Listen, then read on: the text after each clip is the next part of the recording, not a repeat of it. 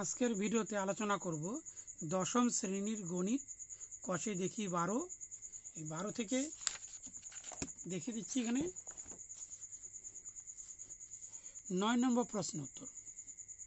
3 semi, 4 semi ও 5 semi দৈর্ঘ্যের ব্যাসার্ধে 3টি নিরেট তামার গোলক গলিয়ে একটি নিরেট বড় গোলক তৈরি করা হলো। বড় গোলকের ব্যাসার্ধের দৈর্ঘ্য কত? অর্থাৎ 3টি গোলকের সমষ্টি বের করতে হবে। এই জন্য এখানে লিখতে হবে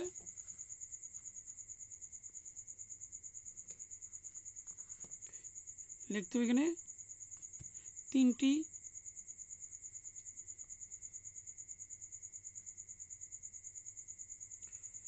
গোলকের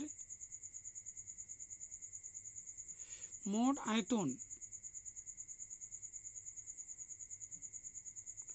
এখানে হচ্ছে 4/3 পাই, এখানে হচ্ছে 3 কিউব। যেহেতু এখানে 3 কিউব এই জন্য বার করা হয়েছে। এখানে দেখিয়ে দিচ্ছি। এখানে প্রথমে 3 সেমি, তারপরে 4 সেমি, তারপরে 5 সেমি।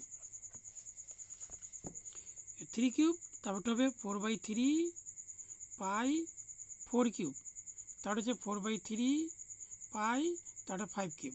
যেহেতু 3, 4, 5 এখানে কমন নিতে হবে। এখানে 4/3 পাই, তাহলে এখানে 3 কিউব, এখানে 4 কিউব, এখানে হচ্ছে 5 কিউব। 4/3 পাই এখানে হচ্ছে 27, এখানে 64, আর 5-এর বর্গ ঘন হচ্ছে 125। তাহলে 4/3 পাই এর যোগ করলে হবে 216 ঘন সেমি। তারপরে এখানে বলা আছে, দেখিয়ে দিচ্ছি। এখানে বলা আছে একটু বড় গোলক তৈরি করা হলো। একবার দেখিয়ে দিচ্ছি। এখানে বড় গোলক তৈরি করে বড় গোলকের ব্যাসার্ধ কত? বড় গোলকের ব্যাসার্ধ বের করতে হবে। এই জন্য লিখতে হবে এখানে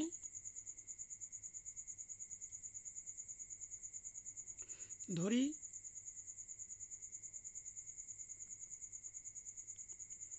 বড় গোলকের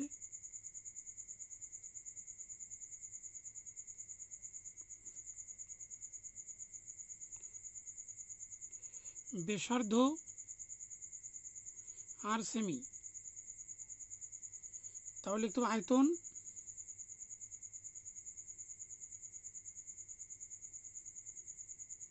four by three pi r cube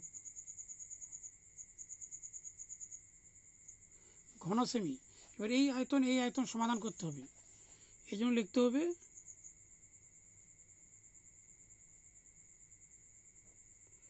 শর্ত অনুসারে এখানে লিখতে হবে 4/3 পাই আর কিউব, এখানে লিখতে হবে 4/3 পাই 216, এখানে কেটে দিলাম, থাকলো এখানে আর কিউব, এখান থেকে 216। তা আর কিউব এখানে এর বড় ঘন হচ্ছে 6, এ হোল কিউব, তার এখানে হচ্ছে আর ইকুয়াল 6। তাহলে সুতরাং হচ্ছে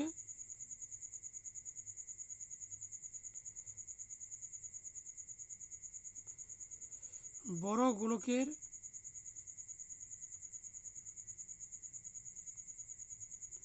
ব্যাসার্ধ 6 সেমি